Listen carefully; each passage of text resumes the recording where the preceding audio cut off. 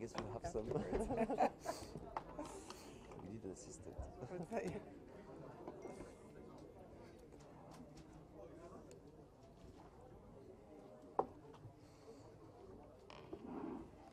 A beautiful good evening, namaskar. IFFI 49th में आप सबका स्वागत है. 49th IFFI is back here. The festival times are here back again, and we have one of the best films for the year to be premiered here. Thank you. Aspern Papers, the cast and crew, the director, the young, dashing, wonderful director is here. We have with us the festival director, Mr. Chetan Prasad also, who's been man behind all the efforts and brought the films out here. From the time of Lumiere Brothers to 2007, 2018 is the journey of almost 120 or 130 years or so. Cinema has traveled a long way. From a single shot to the continuity shots,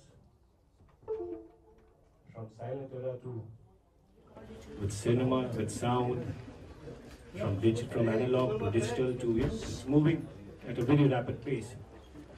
From the studio, from independent small producers to studios, and the time back for young filmmakers who are migrating from the different streams of art and culture and digital cinema, digital arts, ad filmmaker, independent filmmaker, now a big film.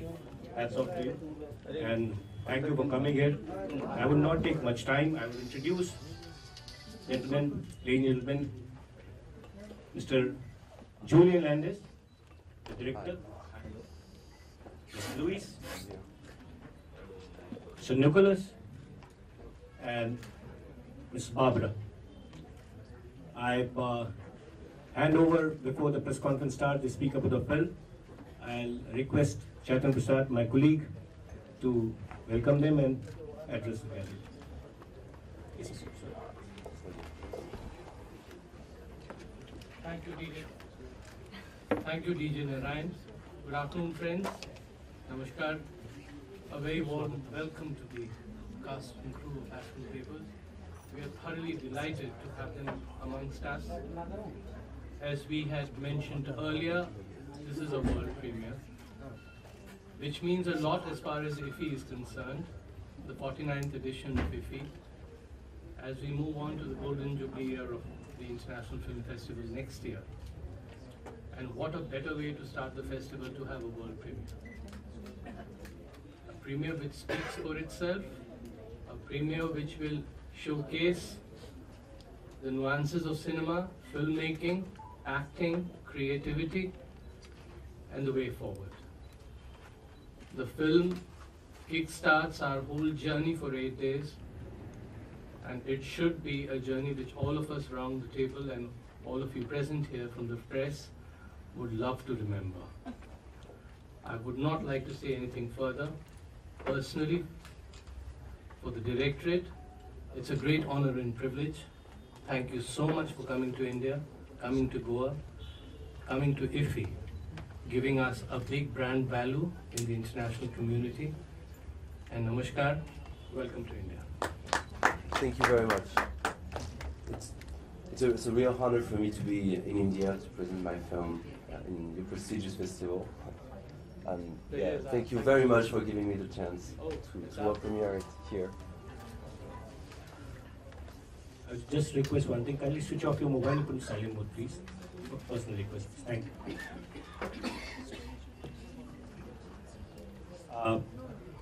You see, there are two ways to go about this press meet. Would you like to speak a bit about your film so that they can take the questions later on, or you start it? Just don't expose everything because premiere is tomorrow. Once you can give them a brief. Yes, my film, The Aspern Papers, is adapted from a famous Henry James novella, The Aspern Papers, which was set in Venice at the end of the 19th century. And when I came across that novel, thanks to a French writer, Jean Pavon, who had adapted it for the theater and was a Henry James specialist, I felt it was very compelling in that, dwell into all the themes that I loved, and romanticism, time, and free love. And yes, I felt like it was the right subject for a first feature, and felt I needed incredible actors to embody these very special characters. And so I'm very happy to be here with Louise tonight. Yeah, it's the perfect Mrs. Prest. Like, it was like Mrs. Curtis, who was Henry James' friend in Venice, was an American lady who advised him, with whom he spent a lot of time, and while writing the Aspern Papers, and while also thinking about a real story, the story of Claire Clermont, who was both the mistress of Lord Byron, Percy Shelley, and Mary Shelley. Lord Byron being embodied by Nicholas Howe here. And I wanted to recreate this world around Morton Vind, the nameless narrator, who is in fact very close to Henry James, and picture this international world around him. And that's why I had the idea to propose to Barbara to play Valentina in the film.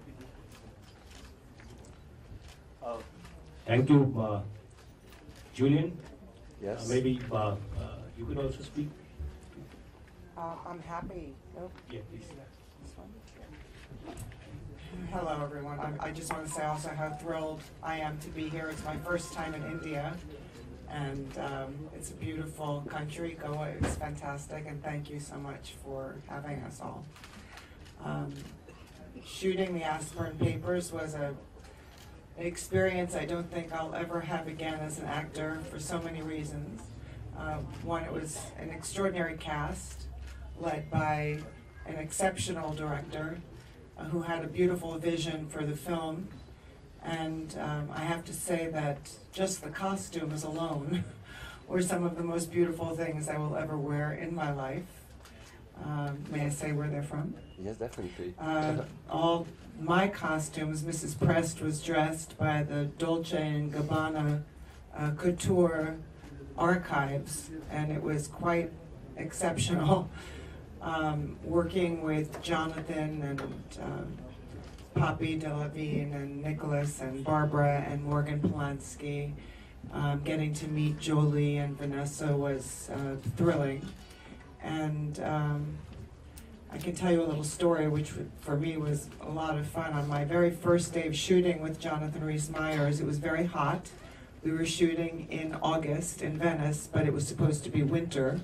And I had on a very heavy cape and a hat and gloves, and we were shooting in a gondola. And every take, I had to take my gloves on and off, or it was a piece of business that I decided to do. And the costume people couldn't come into the gondola with me. So on every take, Jonathan would get into the gondola and adjust my gloves and my cape for me. And I was swooning. He is quite handsome. So that might have been my favorite day of shooting. Thank you, Louise. I can request Nicholas, who acted as a romantic, one of the romantic role in that film. Maybe you can brief a bit, audience, please. Hi, I'm so happy to be here. It's my first time too in India. And yes, I play a young romantic poet. It's about a story of I'm in love of Jeffrey Aspern. And I'm so glad to be on this film. It's my first big experience with amazing casting. Thank you very much. Thank you, Nicholas. May I request Barbara, who had the role of Emily? Yes. Yeah. So first of all, it's also a pleasure for me to be here. For me, it's my second time in India, so I've been here before, but it's always a pleasure to come here. It's such a nice country. I love the people here, so it's really a super nice experience for me to be here, even if it's just for 2 days, but still, I'm very happy. Aspern Papers for me was a very, very special movie as well, because I always wanted to act in a historic movie and a costume movie, and that was my first chance to do so. And I'm also a big fan of Venice and the old Venice, and I always wanted to take part at the real traditional Venice carnival costume party, and we had one scene in the movie where we all get dressed with the huge Dolce and Gabbana gowns, and it was really amazing. And for me, it was a kind of time travel. I felt like I'm back in the 19th century, and that was really amazing. It was for me kind of a chance to see how the life back then was, and it's amazing movie. So when I met Barbara, I thought she was the perfect incarnation of pre-Raphaelite paintings, which was a huge inspiration in the film. And yeah, you will see. Thank you. Thank you. You see, one look at the films, I mean, glimpses that you see, no doubt it's outstanding production design, art design, you guys will see tomorrow. Besides other outstanding things that you have in the film. Now I can request the audience to, and possibly you can ask questions, and they will try as best to answer and satisfy you. Okay? One at a time. Can you raise your hands? Yeah. Yes. Kindly identify yourself. Yes. Hi. Ramnath Raika from the Navin Times. Yes. The senior actor Vanessa Redgrave is there in your film. Yes. Tell us something about her. About Vanessa? Yeah. Well, she was, I mean, she was the obvious choice to play Juliana Bordereau. I mean, Juliana Bordereau, I thought was Claire Clermont, who was a very wild lady leading a scandalous life with two of the most famous poets of the beginning of the 19th century. And Henry James learned that woman was still alive and living in Florence, not in Venice, at the end of the century, and was, feeling very bitter about what she had lived with Shelley and Byron, and you will see in the film why. And I thought, which actress was that age, had that that strength, which has Juliana, and then I knew that Sir Michael Redgrave, Vanessa's father, had adapted also the Aspern Papers for the theatre, and Vanessa has played Miss Tina, which is played by her daughter Jodie Richardson at the Haymarket Theatre in 1884 with Christopher Reeves. And so, Jodie and Vanessa are the first actresses I contacted for this film, and I'm very happy they reacted very fast. I mean, I first met Jodie, and she told me, like, have you sent your script to my mother? Because like 10 days before I received your script, she gave me that book to read, saying it would be a great part for you, and that's how it happened. And you see, she's extraordinary. She's like an orchestra of emotions, going from sadness to imperiousness to acerbity to she's absolutely extraordinary, I must say. And I feel blessed to have had her in my first feature film. Next, one question at a time. Yeah, please. Welcome to India. Thank you. Julian. Actually, we must be very much happy. We can see here what the Dias Jonathan or Richardson or your Redgrave. Yes. So we have to see them into the screen. Yes. Tomorrow. Yes. Anyway, why you have chosen this periodic drama? Yes. Whether this is really connected to today's situations worldwide, or the law or anything. Yeah. Yes. Well, there are connections. I mean, a bit detailed. yes. No. Yeah. In every. What is the problem you face when you are making this screen play at the time of screenplay, and whether you have dropped so many things from Henry's novel? Yes.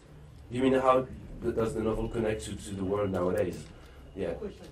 Yes. I mean, well, I feel that the world never changes. I mean, human nature never changes. I mean, eras are more repressed or freer, and I feel we live both in a repressed era and a very free era morally at the same time. And you can see that in the Aspern Papers. I mean, when Juliana Bordereau, Vanessa's character, was young, and she had that wild, free life also with the two poets, and in the Victorian era where the film is set, like every emotion was repressed. I mean, people were looking to express themselves and couldn't, and that's the quest of the two main characters played by Jonathan Rhys-Meyers and Miss Tina at the same time. And you will see how it evolves, especially for Miss Tina, who is she's a 40-year-old woman who lives in the shadow of her aunt, who dominates her and manipulates her, and who feels like she hasn't lived the life that she would have wanted to, and that stranger intruding into her life and trying to manipulate her will awaken what she is, and you see how yes, how it's connected to our world nowadays, where especially like concerning women and their independence and freedom. And I love what Henry James created at the end of that novel, which for a long time would have been considered like a weird ending, but nowadays I think it's the perfect ending. I always felt it was, and yes, definitely. I won't tell you more about that. You will see how it's really connected to our world. Screenplay when you are doing that screenplay. Yes. From his novel. Yes. Which portion you have dropped and how you have adopted it? Actually, I think almost all of the novel is in the film, and there's more. There's more. First, there's more because Jean Pavon, with whom I co-wrote the script, adapted it also for the theater, and I added some scenes, especially towards the end where Henry James is very elusive sometimes. And I felt, and I added personally many scenes because I felt like it could be hard for the audience to understand why that main character was looking for the papers, for the letters. And the answer is in the preface, the story I told you about who was the real Julien Bordeaux, or the real Claire Clermont. So you see how I use flashbacks and fantasies. We never know if it's reality or not, but it's inspired by real events.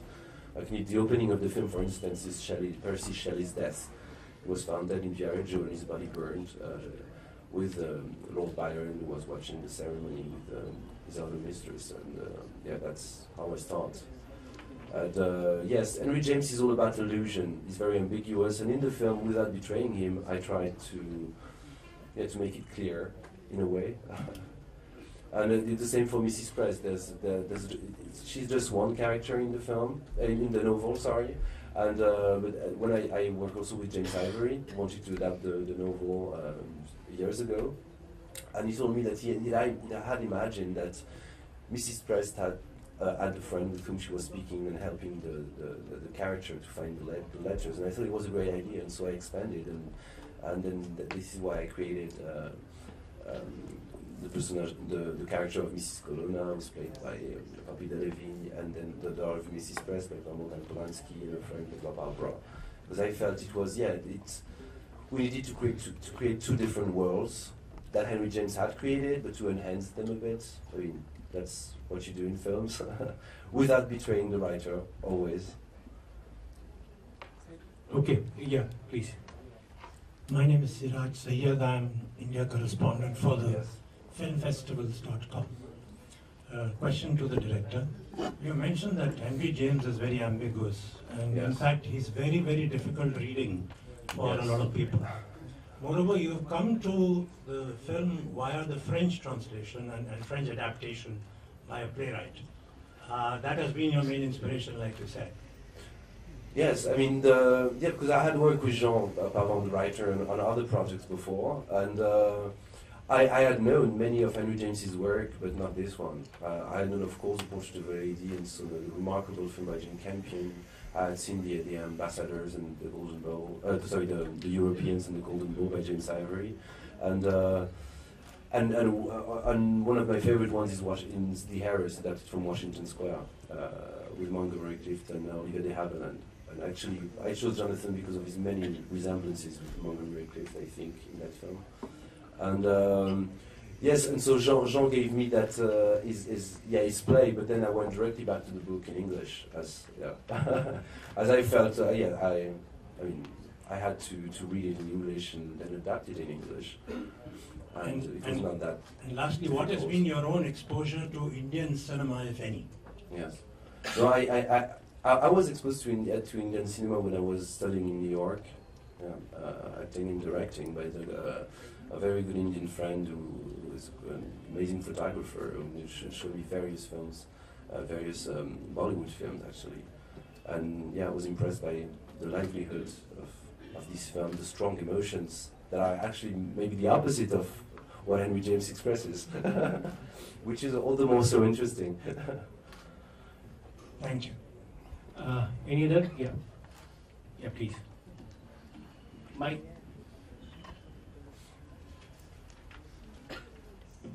My name is Govind Podekar. I am with the magazine Goa Today. My question is, there has been similar films made on this novel. How different it will be your film? Yes, but there weren't that many films done on this novel. In fact, there were two little TV films and a weird film from 1947 called The Last Moment, a black and white film that was, not that good but interesting. I mean, I took one idea in that film, like you see, like Juliana Bordeaux is wearing a ring. But in that film, she was more like in Dr. No in James Bond, like seen from the back. And so I felt there was never a really good adaptation of the Aspern Papers. And well, that's what James Ivory thought too when he wanted to adapt it, but he wanted to transpose it in the 1950s. And Pedro Almodovar wanted to adapt it too. Like when he was asked which English movie would he do if he would do any, he said, well, we want to have the Aspern Papers. Because I feel, it's understandable for Almodovar. There are so many incredible, strong, different women in this novel. And I could totally imagine it. Well, I'm happy he didn't. Any other question? Okay. Would like to then call this press conference over. And you're all invited for this screening tomorrow. The opening film. Yeah. We would be checking it, but I think you could. We are trying to, just to make sure that yes, tomorrow when the screening takes place, there is a kind of a limitation of space at times because the movie is a world premiere. A lot of people would like to watch it. We are rescheduling to have another screening for the audience in Delhi. Also, there are some members missing from the team that we had expected. Any particular reason why they are not here, or will they be there tomorrow?